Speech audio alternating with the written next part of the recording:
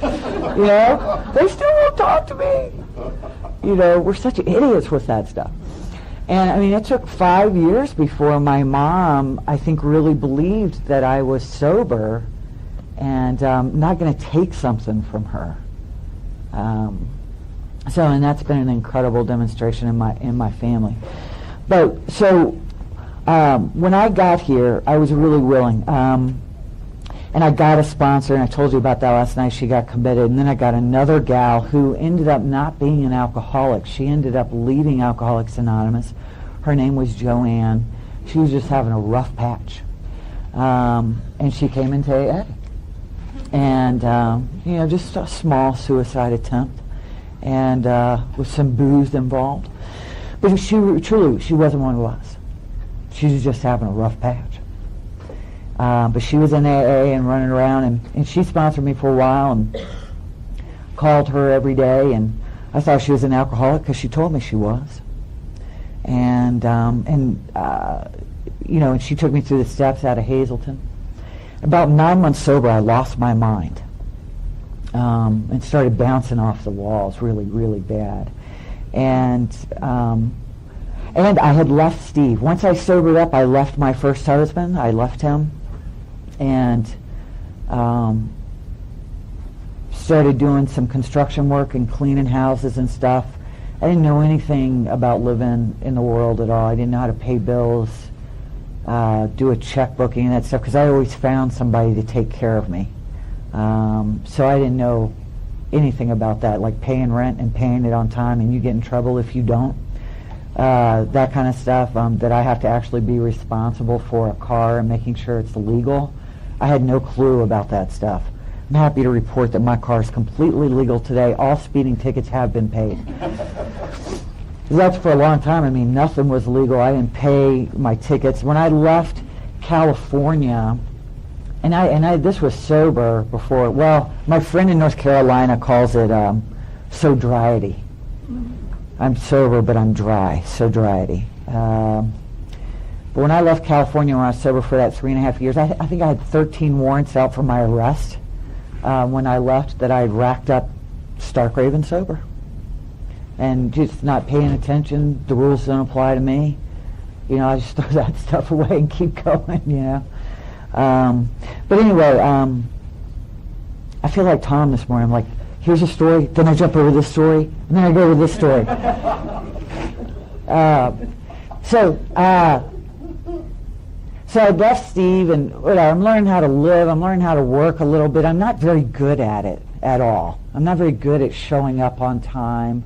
Still not very good at being where I'm supposed to be when I say I'm going to be there. A lot of times I don't feel like working, so I don't. You might get a call from me, you might not. But I was going to a meeting and wanted to be here. And something, sometimes I forget when I'm working with new people, and it talks about us in our, I think it's in one of the prefaces, that we are very ill when we get here.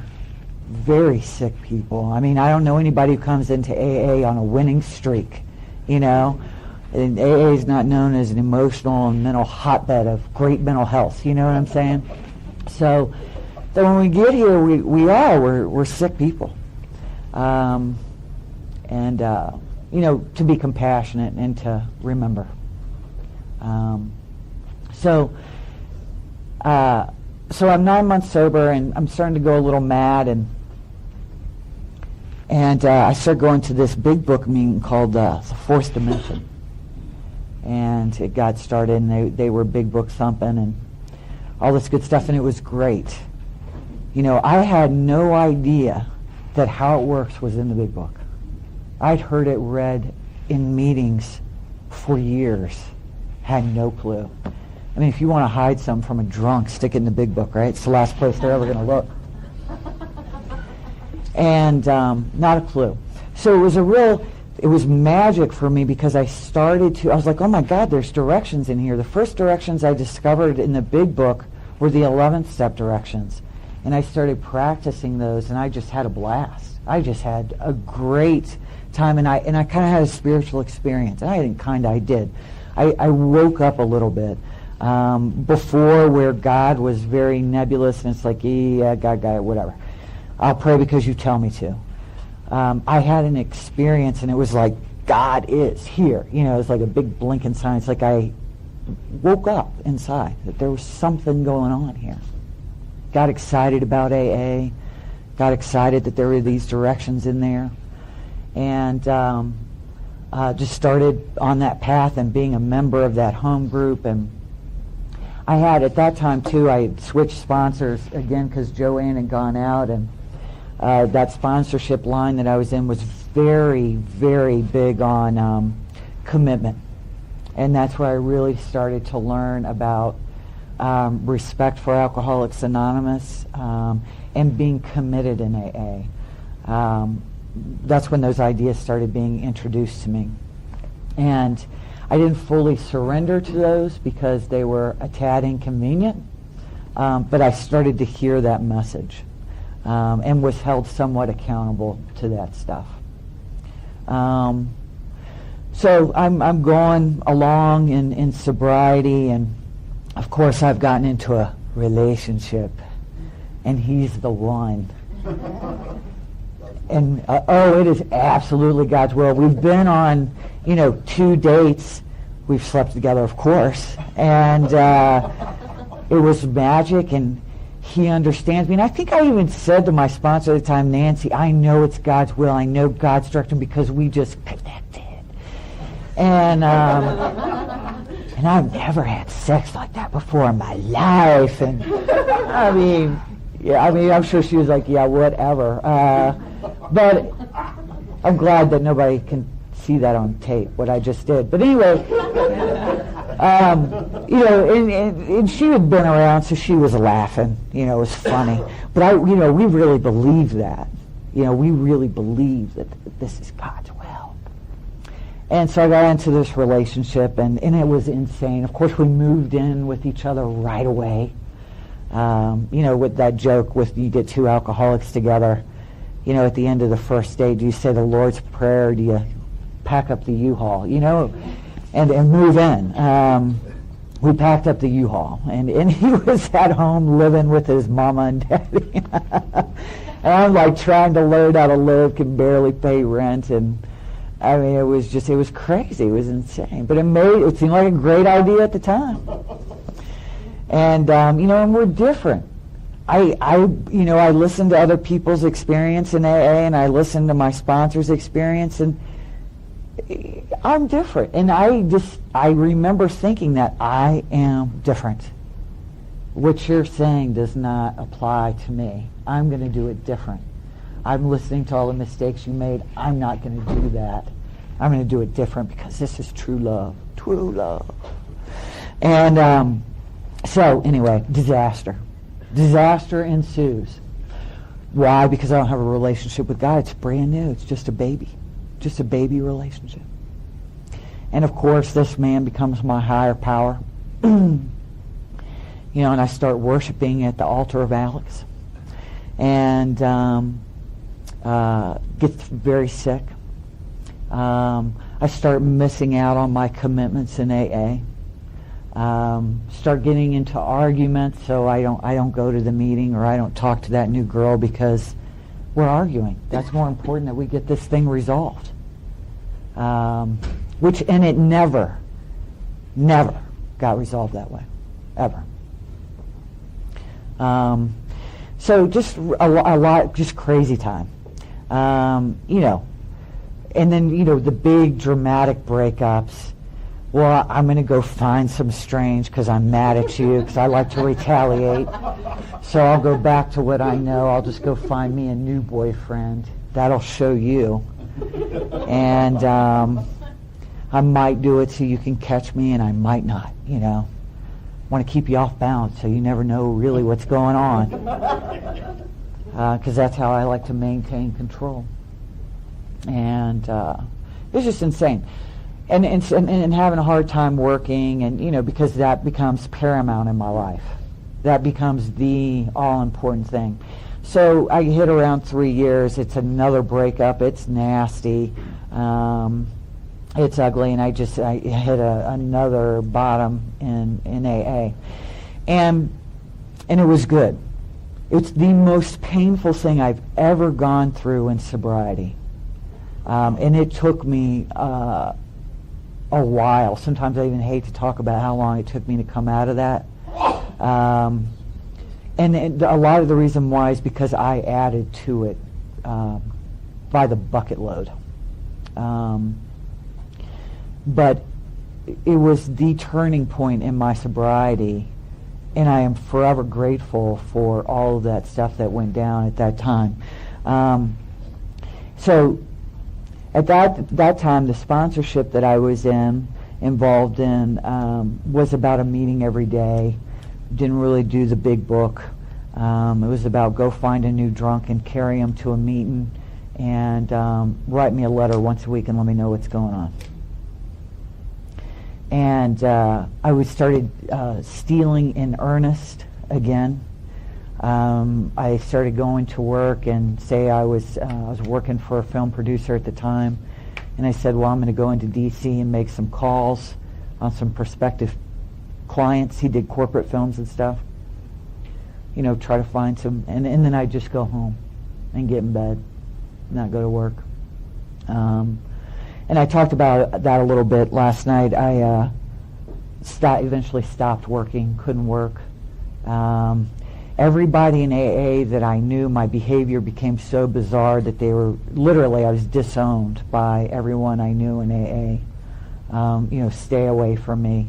I started getting, my anger started showing up in earnest. Small anger problem, small. I wasn't welcome at the Rebo Center, the Sober Center. It was just a really ugly time. It was a really painful time. And he had left, and he had started dating someone else. Oh, I know, that's a bad one. So what's our natural response? I will stalk you.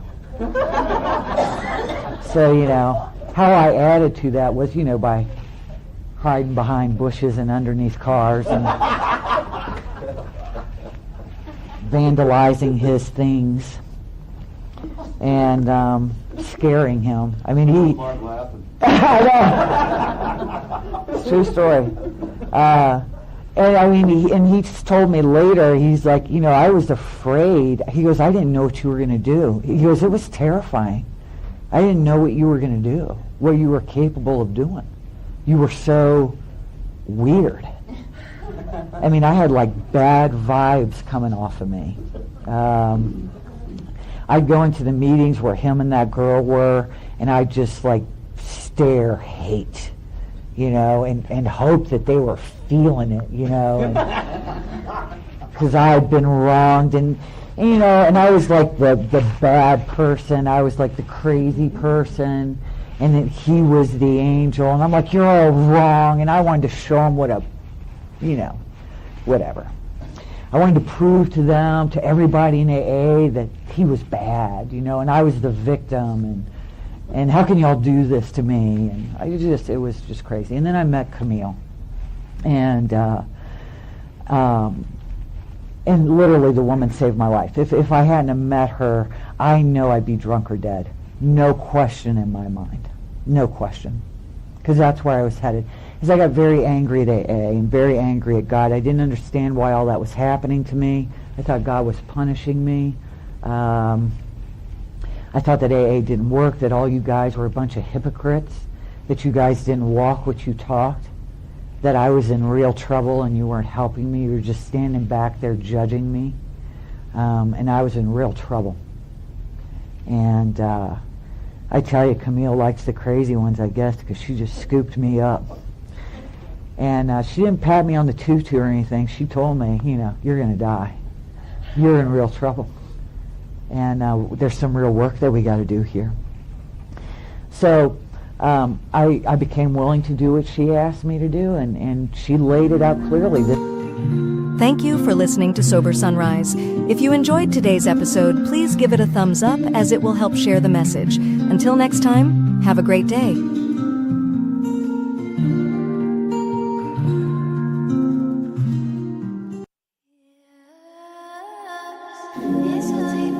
Welcome to Sober Sunrise, a podcast bringing you AA speaker meetings with stories of experience, strength, and hope from around the world. We bring you several new speakers weekly, so be sure to subscribe. We hope to always remain an ad-free podcast, so if you'd like to help us remain self-supporting, please visit our website at sober-sunrise.com. Whether you join us in the morning or at night, there's nothing better than a sober sunrise. We hope that you enjoy today's speaker. Hello there, everybody. My name is Brooke, and I am an alcoholic. My sobriety date is on or about September 21st, 1984, and my home group is an AA group. I want to thank Carrie for asking me to do a little bit of sharing about this. And before I get started, somebody want to tell me how much time I have? I was named Brooke because I babble, and I don't want to babble too long. So go ahead and talk until 5. Yeah, that's fine, Brooke. Go ahead and talk until 5 minutes until the hour. Okay. Well, thank you very much. Okay. Again, really appreciate you all showing up. I am sitting in a parking lot surrounded by a whole bunch of snow in northern Wyoming, where it's been just a little bit chilly and stormy. And I really appreciate the fact that people have come to the meeting, even though I think, I couldn't remember who said it, but somebody said, you know, this is not a very popular topic. So I think it's a pretty important one. So for that, again, I appreciate you all being here, and thank Carrie for inviting me to talk a little bit about it. Because I got sober in a small town in Wyoming, I have maybe a little bit different experience than those of you that maybe got sober in larger towns. First, I should let you know that I was in Al-Anon and Alateen before I figured out who the real drunk in my life was. I thought I could go to those two programs and quote unquote work the steps and drink and do other things and basically blame everything on the drunks in my life. And that worked until it didn't. And I got to that point where it's really kind of interesting, my last drink, and I don't exactly know when my mind and body were cleared, so that's why I say I'm not entirely sure when my sobriety date is. It's on or about, but I do know that that last drunk I had was that I thought my problem really was that I couldn't get to enough meetings. And so I was going to a lot of Al-Anon meetings. You know, things were really kind of going badly in my life, and I didn't see drinking as being the big part of that. But I thought as an Al-Anon, I wasn't making to enough meetings. And so out of town where I lived, there were some folks that wanted to start an AA group and started a meeting. And there came a point when they decided to be a group, and they were going to have elections. And I was totally prepared to stand as the secretary treasurer of that group. I thought it might give me access to a little additional funding, and I thought it would be a really good alibi because people were starting to ask me if maybe I didn't have a little problem, and I thought if I could say that I was a secretary treasurer of an AA group that they would get off my back. And so I stood, they were about ready to elect me, and there was a delegate in the room that said, wait a minute, she can't be your secretary treasurer, she's not an alcoholic. So I wasn't elected, and it made me so mad. I thought I would go out there and get really good and drunk at that group, and especially that delegate. And that was the one night that I couldn't quite get there. It was getting harder and harder to get there. You guys probably know what that is. That's any place but here. And no matter how hard I drank or how fast or what, and doing my usual shucking and jiving, I was still stuck here, and it was quite a dilemma. It's like I couldn't drink, I could not drink, I couldn't get drunk enough, and that was my last drink. And then it gets kind of fuzzy for a couple weeks there, so I have no reliable witnesses to tell me what my sobriety date might be, but I think it's somewhere there in September. I went into a meeting somewhere after I detoxed, and I'd been practicing in the mirror saying, my name's Brooke and I'm an alcoholic, and it was like, oh, no, I don't want anybody to know. And really, I was hoping for some of the pain to go away and to get some people off my butt. And I went into this meeting, and I accidentally said, "My name is Brooke. I am an alcoholic." At that time, I was at ANDA. And I don't remember anything because it was like a piano dropped on me and I couldn't breathe. And it didn't matter that I'd been around AA for 30 years. It was something different because, I couldn't breathe. And the only thing I remember from that one meeting is that there was a guy over in the corner who was like, "It's about damn time." I really didn't think they knew what I'd been up to. But that was because there were groups there in Cody where I got sober. And in talking about Cody maybe being a little bit different, I got sober just about the time that we were getting some of the fruits of having a lot of treatment centers around, and a time when we were not being very good at practicing our traditions. And that's kind of where things began to split a little bit. And we would hear things like, "You need to go to 90 meetings in 90 days. And where I got sober, there weren't 90 meetings in 90 days. And we would try to go to more than 2 meetings a week. And the way that we would do that is a bunch of us would get together and, get into an old jalopy with, 8 people and everybody smoking. And we would drive an hour to some other town and we would go to their meeting and then we would drive back. And it was really kind of an amazing thing. It was like, get in the car, we're going to this meeting, and we would go to a meeting someplace. And I really learned about the group because we did things together. We, after our meeting, we would go out and have coffee, and some of us would stay in the country kitchen until we got kicked out late at night. And there was a lot going on in between meetings. And in that time, we started hearing bizarre things like, all you need to start a new group is a resentment and a coffee pot. And looking back on that now, it's like, no, you need like a resentment and a big book, because if you read your big book, you wouldn't need another coffee pot. You'd learn how to deal with your resentment and stick there with your home group. But it was a lot easier for us to just kind of take our ball and go someplace else and start a new meeting. That didn't happen so much where I got sober. I got to witness that later.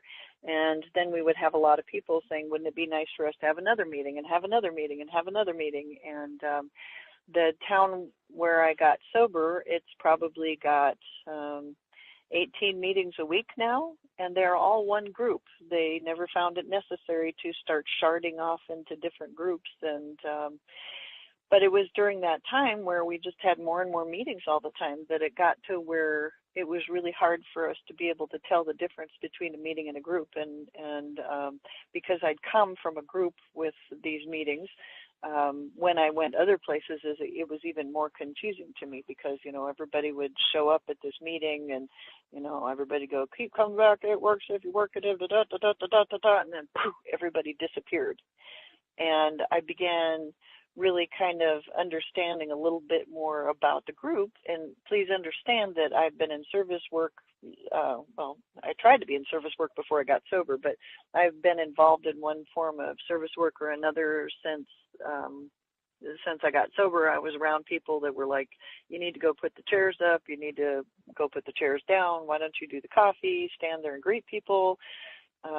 So it would be a couple of years before anybody would invite me to look at being a GSR, but certainly I've always been involved with it. And I understood from being involved in service about the group, but I'm not sure that I really clarified that until sometime later. And probably my favorite thing comes from the big book, where in A Vision for You, it talks about there are many informal gatherings of these people happy in their release and trying to find some way to pass this message on to the next person. Then it says it became customary to set aside one night a week where everyone and anyone would be welcomed and newcomers could bring their problem. And so as I was really looking at that and started reading like Pass It On and Dr. Bob and the Good Old Timers, and really getting a better understanding of the traditions, I started really understanding how important the group is. And I've always tried to have a home group. There have been a lot of times when I didn't like my home group, but I participated in it anyway. And I feel really lucky now because I have a Three Legacies home group. We are a hybrid group. That means that we use one of these platforms. We're actually a teleconference call. We have one meeting a week. We meet on Thursdays at 6 o'clock. That's Mountain Time. And you can call in from any place and take part in our meeting. So our meeting is hybrid. And so far, it's been pretty incredible, and it's really nice. The Big Book says we'll help you to create the fellowship you crave. And so I'll tell you that it's been a lot of work, but we all really enjoy it. So to kind of back up a little bit, the group is at the top of the service structure, not the meeting, but a group. And now I think when we still have things like, go to 90 meetings in 90 days, we're really undermining the importance of the group. We used to have directories of all of the groups, and we've gone now to the meeting app, the meeting guide app, which kind of further undermines it because you can always find a meeting on the app. Well, most of the time you can find a meeting on the app, but it's hard to find a group. And because we have gotten to where it's really hard for us to understand the difference between a meeting and a group, I think it's, that's kind of getting worse. So the group is at the top of the service structure, not the meeting. And the best way for me to kind of describe that is that a group exists outside of the meeting. And so our group gets together, we talk about different things, we talk about public information, we talk about cooperation with the professional community. When we have a 12-step call that comes into one of us, we send out a text to everyone, but we get together in between times and talk about what happened on the 12-step. So those are our informal gatherings, and then we set that one time aside to share with newcomers where anyone is welcome. So we're carrying that message. I've been involved in a lot of group inventories, and the one question I always ask is, what is the purpose of this group? And everybody generally chimes in right along with the traditions and says, well, the primary purpose is to carry the message to the alcoholic who still suffers. And the tradition says their message. So we're talking about the group's message. And so the next question I usually ask is, what is this group's message? And it is really surprising how many groups do not agree on what their message is.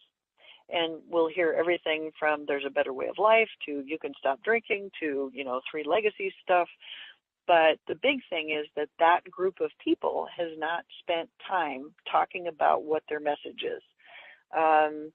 For my current home group, we actually met as a group for 6 months before we had a meeting, before we actually had that time set aside to have a meeting where we invited everybody, because we wanted to make sure that we understood and agreed on what our message would be and that we were making good decisions about what to put in the format, and that we did that in a way that it was the entire group. Because going to meetings is a marvelous thing. I love meetings, but a group is where I really had to learn how to grow up. And I say that because when you're so mad at somebody, you just want to throw something at them and stomp off and leave, only you have to come back because it's a matter of life and death to be connected to Alcoholics Anonymous. So I've got to find a way to get along with these people. And I'm really lucky because I got to watch that, early in my sobriety, throughout my sobriety, where you'd see, like two old timers just like screaming and hollering at each other. And you thought, oh my God, they're going to start throwing punches here. And then they'd like hug afterwards and go out and have ice cream. And it was always just kind of a mystery. And so I had to learn how to get along with other people in the group. And what I was taught was that I could do that if I would practice the traditions. And I promise you that learning how to practice the traditions in my home group and then trying to carry that to like district and area has improved my life so much. And I hadn't thought about it until I had a new gal that I took to her first group conscience meeting. And when we're all done, she said, I feel terrible. I want to get drunk. And I laughed and I said, why is that? And she said, it feels like I just spent Thanksgiving with my family. And I was like, like, yes, that's kind of what having a home group is like sometimes, because we're all in different spots. We're in different places in the steps. We have different understandings of the traditions, but we stick together and stay together and try to hammer out these things so that we can keep carrying the message. And so from the service structure standpoint, the group is the most important entity in Alcoholics Anonymous. And if the groups collapse, the entire service structure collapses as well. We can't put meetings in places of groups. But from a personal standpoint, the opportunities I've had for growth because I've been a member of a home group just blow me away. And I learn more and more about that all the time. Learning that our common welfare comes first was kind of a rude awakening for me. And there's different hours, like there's our welfare when I'm talking about, our group. But there's also our welfare is in Alcoholics Anonymous as a whole. And so there is a surrender that's kind of implicit in tradition one that rivals the surrender that shows up in step one. Because it's like, what? You mean I'm just not going to be able to stomp around and get my own way on all this stuff? And that I can't just be thinking about me. I need to think about our group. And then that, for me, again, I'm so grateful for that because that's carried over for my family. Like when I'm in a difficult family situation, I can take a deep breath and say, okay, our family's welfare, common welfare comes first. And so I'm going to have to subjugate some of my own selfishness so that we can get through this as a family unit. Sometimes I laugh that somebody will say, well, there's a workshop going on about the traditions and relationships, and I kind of laugh at that because that's all the traditions are about. It's about my relationship with my home group members. It's about our group's relationship with your group. It's about all of the groups in the world, and then certainly how we relate ourselves to the outside world. So those traditions I learned in the group, and I think that that's the best place to learn it. And if we're not teaching each other, and it's really kind of sad because we're like practicing on each other, and sometimes we're not very good at that. But if we don't learn in the group setting, then how can we ask a DCM to try to bring the traditions into district when they haven't learned how to practice it in their home group? And if somebody ends up as a delegate, it's like, and has never learned how to practice those traditions in a home group, then how are we going to get them to start learning to do that at the conference level? So the traditions in the home group for me tie very closely in with each other. And why would you want a home group? It's like, well, because the personal frustration translates into personal growth. And so that's why I want a home group. I also, I don't want to be alone. I know that AA will do fine without me. I will not do fine without AA. And so it's in that home group where I belong and can fight that sense of isolation and be with people who are like-minded. One of the things that I always thought Bill got wrong, and my first numerous readings of the big book, I thought he got a lot wrong, but I've almost always found that he was right. There's a place in the vision for you where it says, give freely of what you find and join us. And I thought that was backwards. It's like, no, it should be join us and then give freely of what you find. And what I've learned about Alcoholics Anonymous, and you guys mentioned that in your format, and it's quite lovely, is like the real way that you join Alcoholics Anonymous is by giving freely of what you find. And it's like if all you have found in an AA meeting is coffee and you can pour some coffee, that will help you join us. So being a member of a home group really helps me belong, and it gives me a place to start giving away so that I can be part of. It's also about those personal relationships. It's about people who know me well. It's about people who notice that I'm not at the meeting and call and say, are you okay? In my home group now, we have a tendency to text one another. If somebody is not going to be at the meeting, it's like, hey, everybody, sorry, I'm not going to be there. I'm doing this other thing, so that we all know. And if somebody doesn't let us know, we all like descend on them. go? Are you okay? What's going on?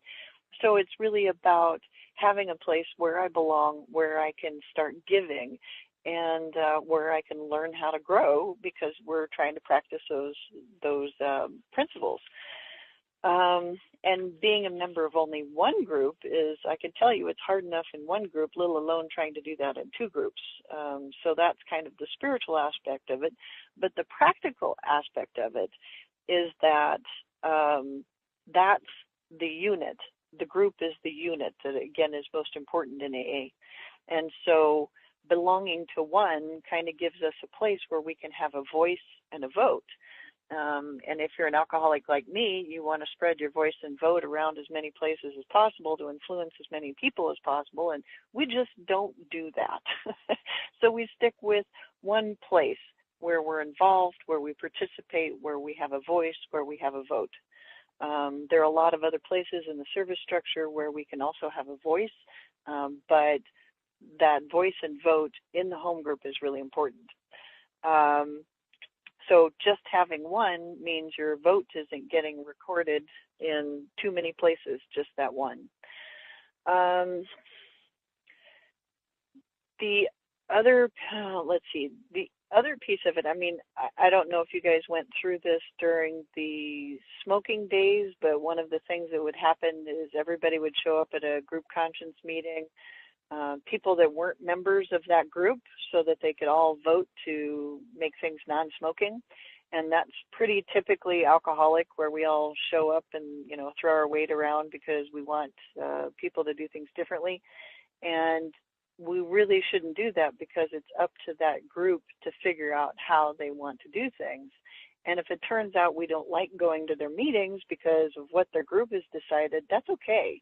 You know, hopefully everybody feels welcome in a meeting.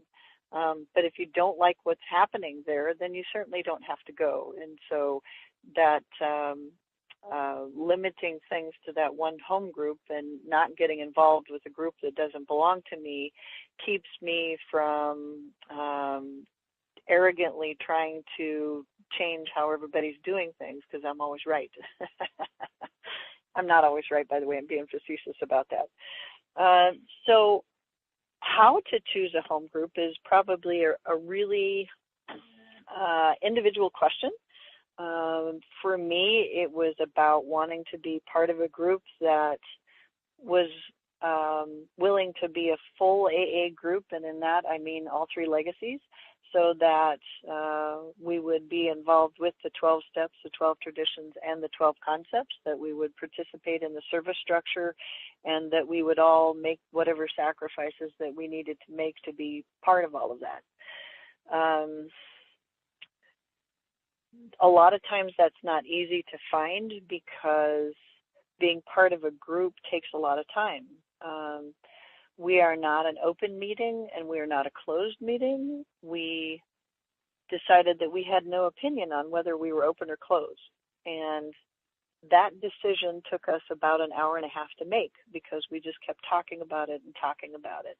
And that's also something that I learned from a home group, because I tend to be impatient and, again, arrogant, and we should be able to make these decisions really fast and get the heck out of here, because I have better things to do. And so being part of that group conscience process and taking as much time as we need to discuss things is a really important aspect. And it's been great for me, because I am impatient, and because I need to listen to where everybody else is coming from and then talk about the principles. In AA Comes of Age, Bill talks about an informed group conscience, and that is a group that is informed of the facts, the issues, and the principles. And the only way for us to be able to do that is to actually take time to do that. And I think probably with our society of kind of immediate gratification, that's coming more and more difficult to us. Our home group has our group conscience meeting on the third Saturday of the month at like 4:30, 4 o'clock. Sorry, I'll be late next week if I say that. And pretty much none of us schedule anything for the rest of the day, because as we go through things, we talk about things that are in the best interest of the group. We talk about anything going on at the district level. We talk about whatever's going on at the area level. We talk about anything that's come up from conference. We talk about anything that we've seen at the board level, which might be like the minutes from the board meetings. And then we talk about ourselves. And so our group conscience is actually closed. If you are not a member of our group, then you wouldn't even know when and where we were having it. So a lot of times when somebody says, well, I'd be interested in joining your group, we've changed. We used to go, oh, yes, we want you involved in our group, and then they'd never show up. We've changed because we're like, oh, you want to think long and hard about that, because pretty much you can count on 4 hours for a group conscience on Saturday. And we are all committed to being there. And we're all committed to showing up to our meetings and being responsible for the things that we're supposed to be responsible for. So unless you're ready to work, you don't want to be a member of our group. Because that time where we take, that seems to be the hardest part.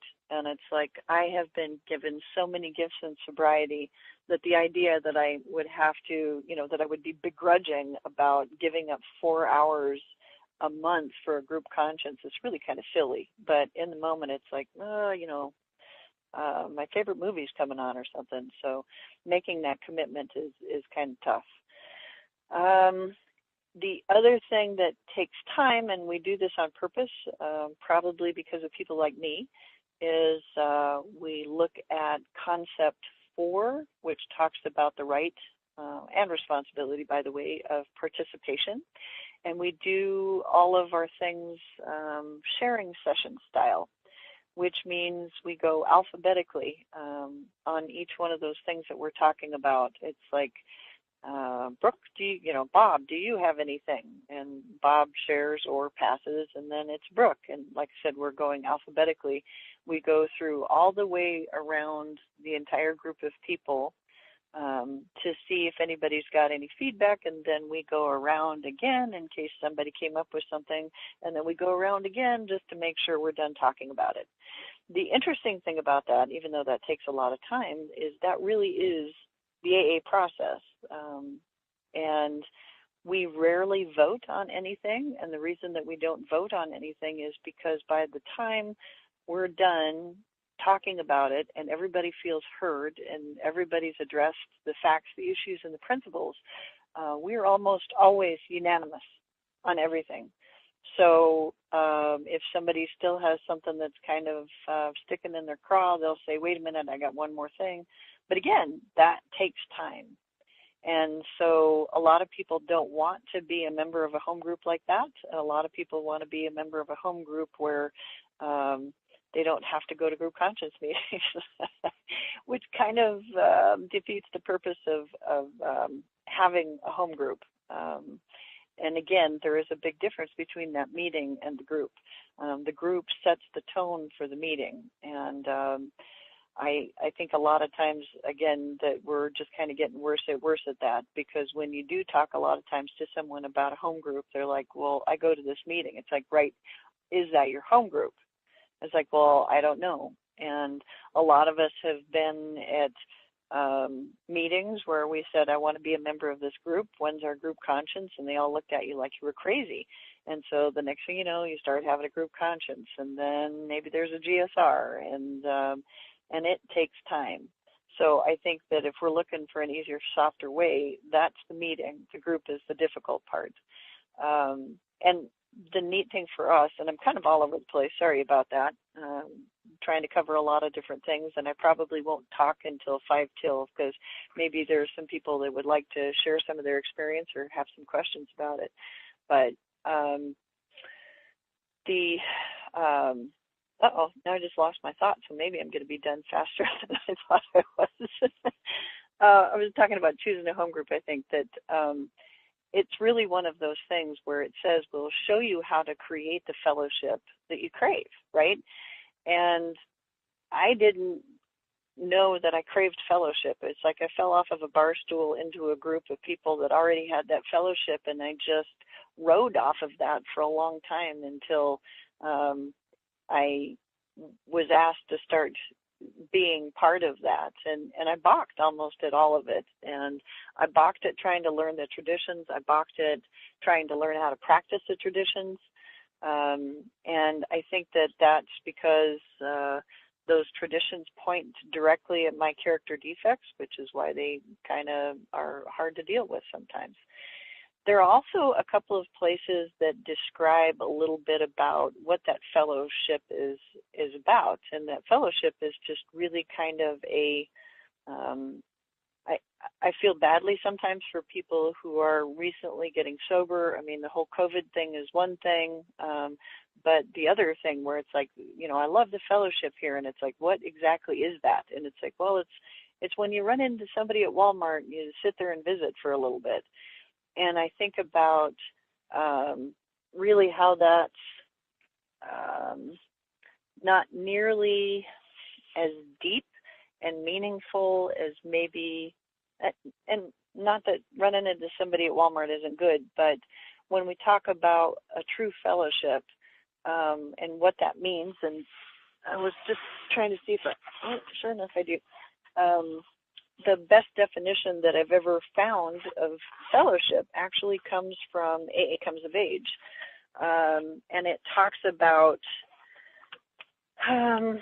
what that is. And it's a result of when we are staying sober and sharing this message. And I'm actually going to read it to you because I do have a little bit of time here. It's on page 276 of AA Comes of Age. And I always really love this because I always wonder, is that the way my group seems when somebody walks in the door? Is that the way our meeting presents itself? And if it's not, then maybe we've got some work to do. One of the things I really love about the long form of Tradition 5 is it talks about each group to be a spiritual entity. And so when I started thinking about being part of a spiritual entity rather than just sitting my butt in meetings, things kind of started changing for me. So I'm just going to read this to you because this is something that's kind of a favorite of my home group, and we revisit it every once in a while and talk about whether or not this is how we are as a spiritual entity and as a group. So from 276, it says 3 conditions are necessary for true fellowship. The possession of a common ideal involving a complete release from selfishness and division. And of course, that's something that I've always needed help with. The discharge of a common task big enough to capture the imagination and give expression to loyalty.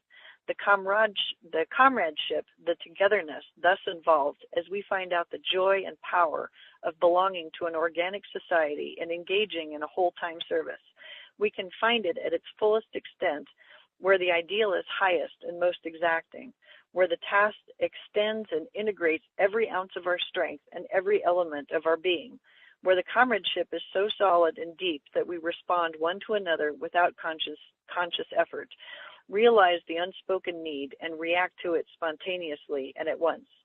Under such conditions, all the vitality that we usually waste upon our jealousies and our vanities, upon keeping up appearances and putting other people in their proper place, becomes available for creative use. So that is one of the things that certainly my group talks about. There's some other stuff in the vision for you about, how we, that certain something in the eyes of the people, and it's like that's how we want to be.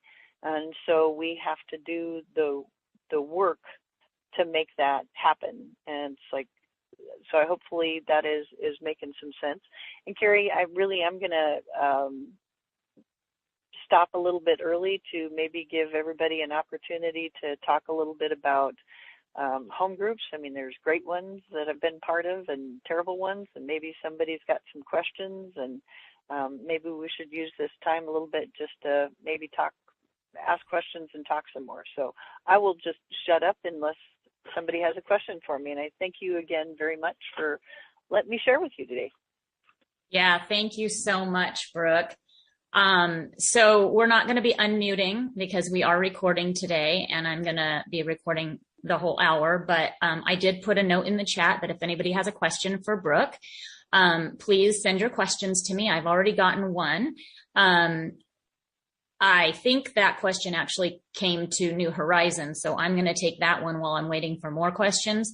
I posted a link to our welcome letter. When you join our home group at New Horizons, we give you a new member kit. It is not the same as our newcomer packet. It is a new home group member kit. And I posted that letter. And the question is what else is in your home group kit?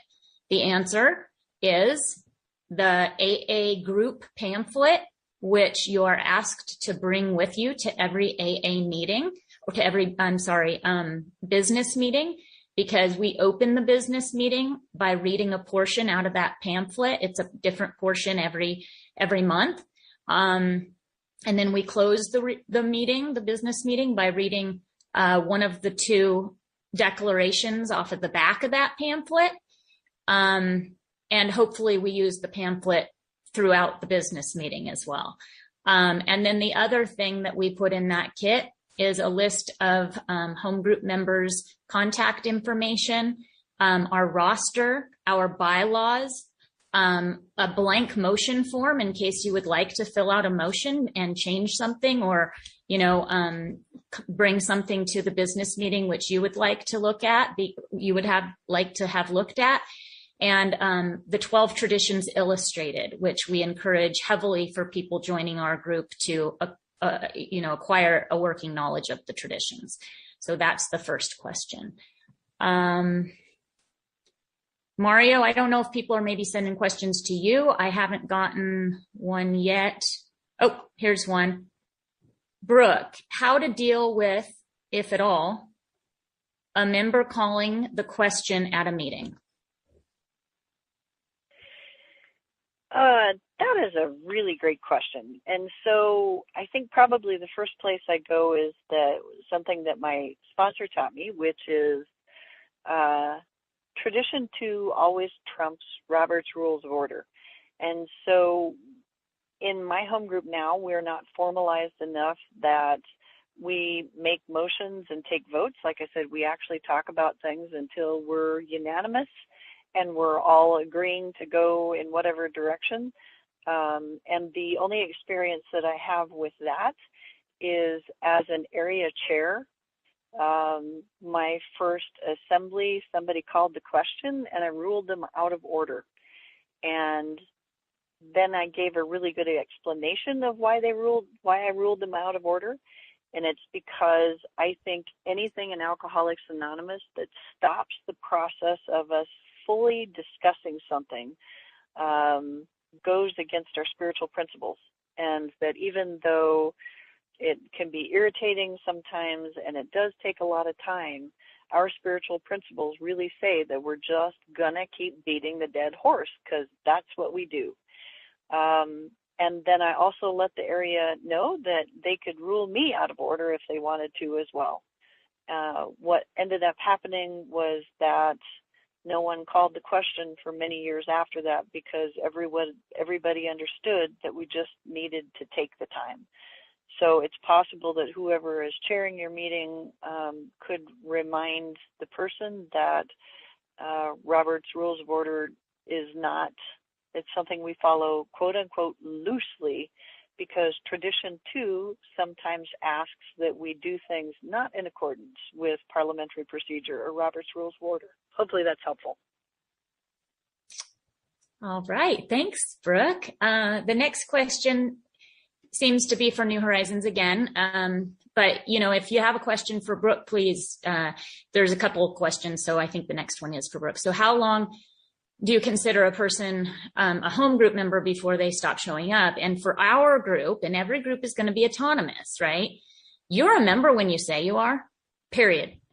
To be put on our roster at New Horizons, our bylaws read, and you can get our bylaws right off of our website, newhorizonsgroupaa.com. And you go to the About Our Group page, and at the very bottom of the page, there's a link that will take you to our bylaws. And what works for our group is if you would like to be a member in good standing, which is a term that the AA Comes of Age book uses, you show up for a business meeting, and you put your name on our roster.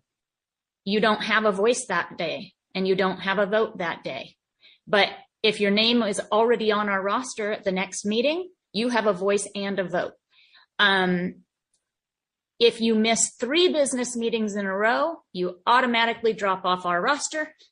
You automatically drop off the list that we send out for minutes, for an agenda every month, for all that stuff. And one of the reasons is, like Brooke, we want to make sure that our members are doing work. And the other reason is we don't want to be spamming people who don't want to participate. Like, why would we want to continue giving you our minutes and our roster and all that stuff if we're bugging you? We're not telemarketers. So hopefully that answers that question. And then Brooke, how long have you dealt with minority opinion? I heard you say you're unanimous. That's also a great question. I am usually the minority opinion, so yes, I've dealt with it a bunch. So the minority opinion is really important to us. I mean, we really do look at Concept 5 and also the warranties, which say that, we're going to do things with substantial unanimity. So in the times when we do have a minority, because we always ask for that, it's like, okay, we're kind of feeling that we're like at 3/4 here, but not everybody's bought into this. So minority, talk to us a little bit more. And we all just kind of listen really closely. And sometimes we say, maybe it's not time for us to make a decision about this. Especially if the person, it's like we had one not too long ago that had to do with money, of course. And one of the people was just dead set against what we were talking about. And it was just a holdout. And it's like, okay, so until we can do this and substantial unanimity means substantially of one mind, and unanimous is all of one mind. And so we're trying to get that all of one mind thing. And so if the person has the ability to articulate it, more often than not, we'll just say, well, how about if you, find some more material in our literature or pray about it or talk to somebody about it, and we won't make a decision about it this time. We can talk about it next time. And then sometimes it's like, well, this is important enough that we need to get back together again in 2 weeks and have a conversation about it. So we do have minority, and what happens is we just keep talking about it until everybody feels heard and everybody feels like we're making the right decision. So it is a tough process, because there's sometimes where a couple of years ago we had something and the gal just said, I'm just being a brat. I just can't stand it. I will support you guys going ahead and doing it, but I'm just really struggling. And so let's go ahead and do it. And if I get resentment over it, I'll do some step work. And it took about 3 or 4 months. And she said, okay, by the way, I want to go back on that subject and say that I've come around to that thing. So we're not always unanimous, but that is what we're shooting for, and we pay very close attention to the minority, especially if it's based in principles. Thank you for listening to Sober Sunrise. If you enjoyed today's episode, please give it a thumbs up, as it will help share the message. Until next time, have a great day.